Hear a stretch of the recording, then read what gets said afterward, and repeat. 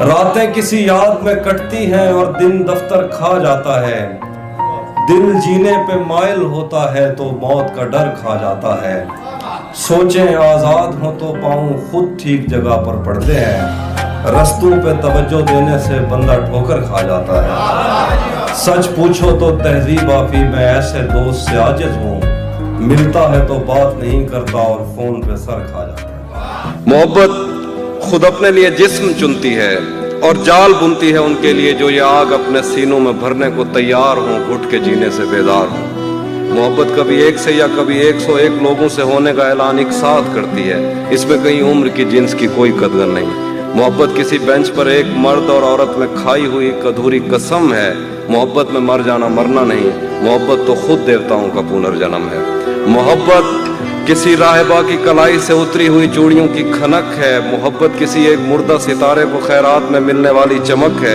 محبت پہ شک تو خود اپنی ہی ہستی پہ شک ہے۔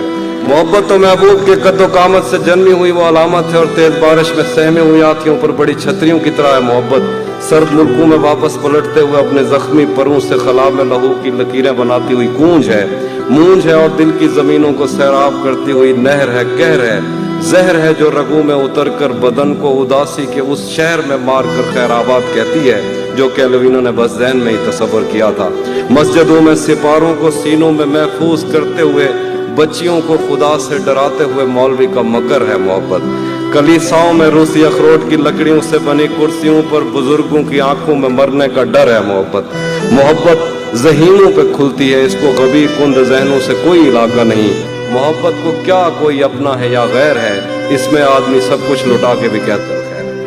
یہ عشق وہ ہے جس نے بحر و بر خراب کر دیا، ہمیں تو اس نے جیسے خاص کر خراب کر دیا۔ میں دل پہ ہاتھ رکھ کے تجھ کو شہر بھیج دوں مگر تجھے بھی ان ہواؤں نے اگر خراب کر دیا۔ پھر دیکھیے کہ کسی نے نام لکھ کے اور کسی نے پینگ ڈال کے، کسی نے نام لکھ کے اور کسی نے پینگ ڈال کے محبتوں کی آڑ میں شجر خراب کر دیا۔ تمہیں ہی دیکھنے میں محو ہے وہ کام چھوڑ کر تمہاری کار نے تو کاریگر خراب کر دیا۔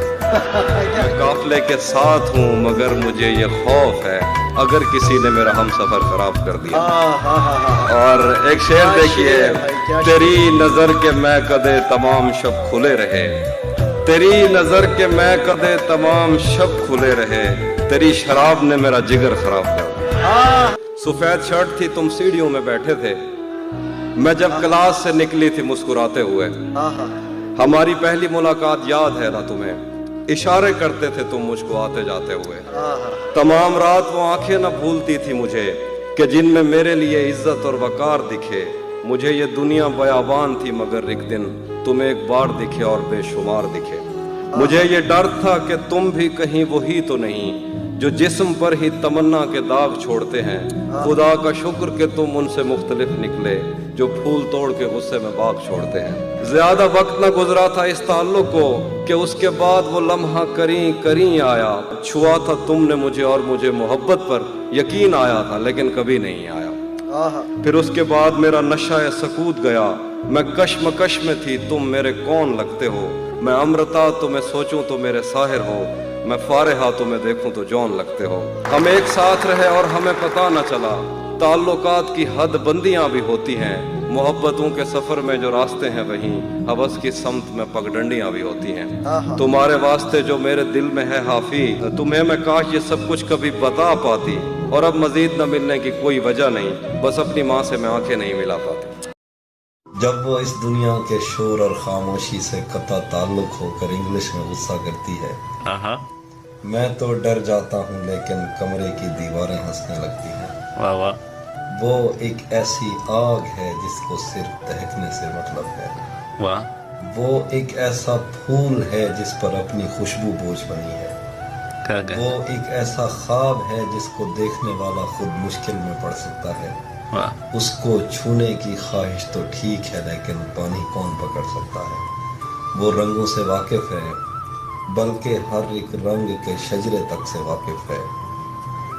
اس کو علم ہے کہ ان خوابوں سے آنکھیں نیلی پڑ جاتی ہیں۔ ہم نے جن کو نفرت سے منسوب کیا وہ ان پیلے پھولوں کی عزت کرتی ہے۔